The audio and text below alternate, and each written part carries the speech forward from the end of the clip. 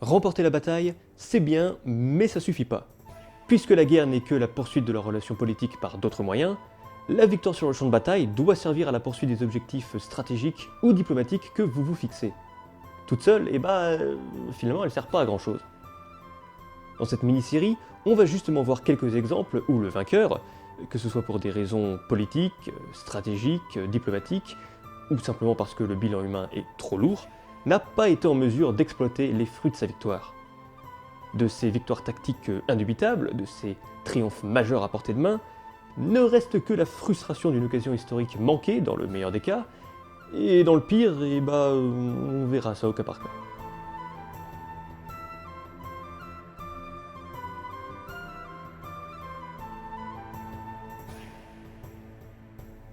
Dans la catégorie occasion manquée, notre premier cas d'étude est un sacré champion.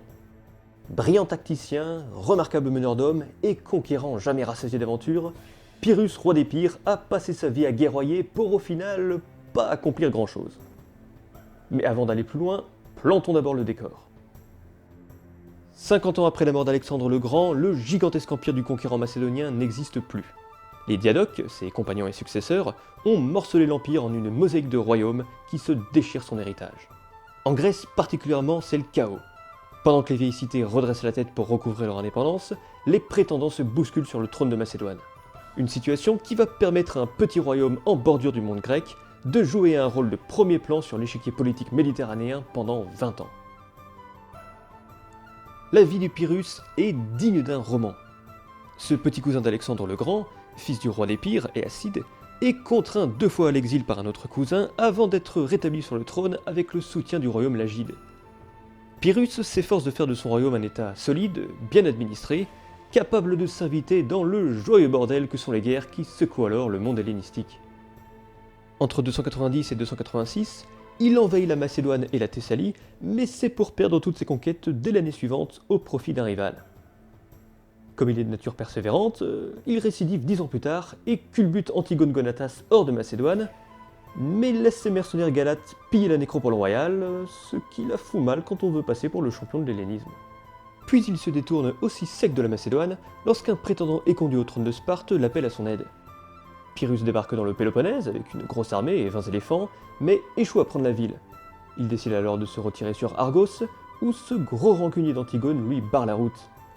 Pyrrhus pénètre de nuit dans la cité, mais les rues sont étroites, la confusion est totale, les éléphants paniquent, et Pyrrhus mange une tuile qu'une vieille femme lui balance depuis son balcon. C'est un soldat macédonien qui l'achève alors qu'il gît assommé au sol. Comme fin badass, il y a mieux, on va pas se le cacher. Mais le grand exploit de son règne demeure d'avoir battu par 2 fois les légions romaines.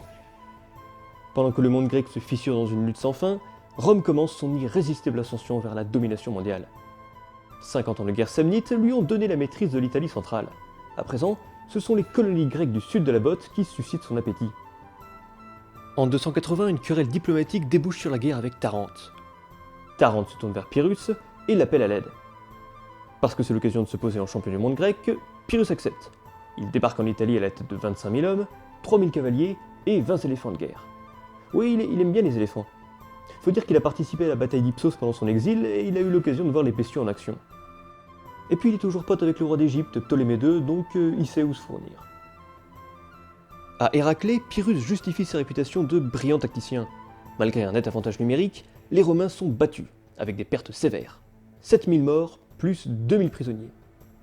Pyrrhus quant à lui perd 4000 hommes, mais comme sa victoire lui vaut le ralliement de plusieurs cités qui secouent le joug romain, il se juge assez fort pour les poursuivre jusqu'à Rome. Mais sa victoire n'a pas été décisive. Les Romains ont un très gros avantage, ils jouent à la maison et ils ont un très bon réservoir démographique. De quoi facilement combler les pertes subies à Héraclée.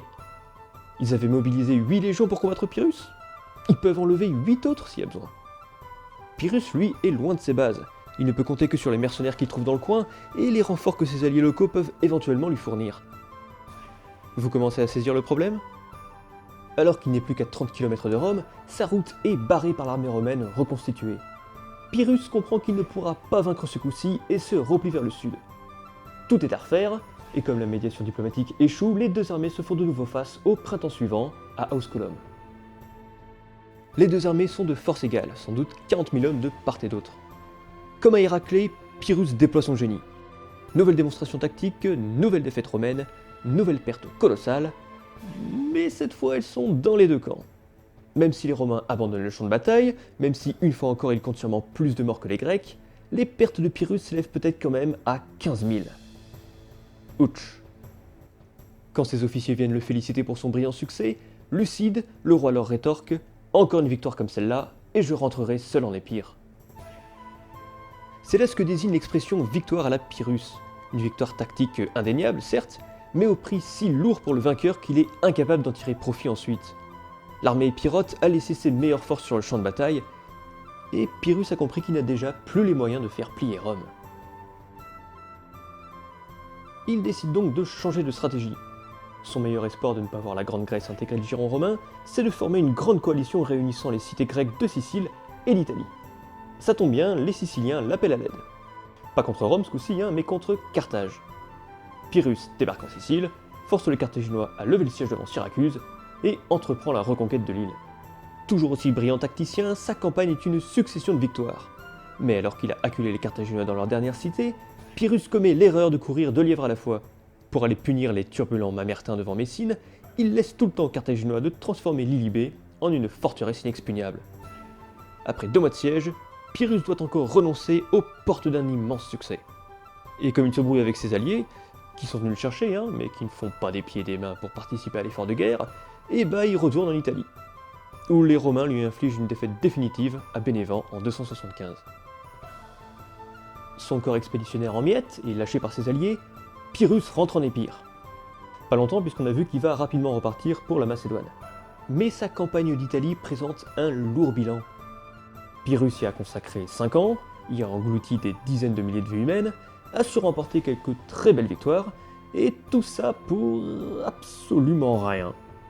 3 ans après son départ, Tarente, et avec elle le reste de l'Italie grecque, passe sous contrôle romain. Un échec final qui, c'est paradoxal, a été consommé avant tout par 2 victoires.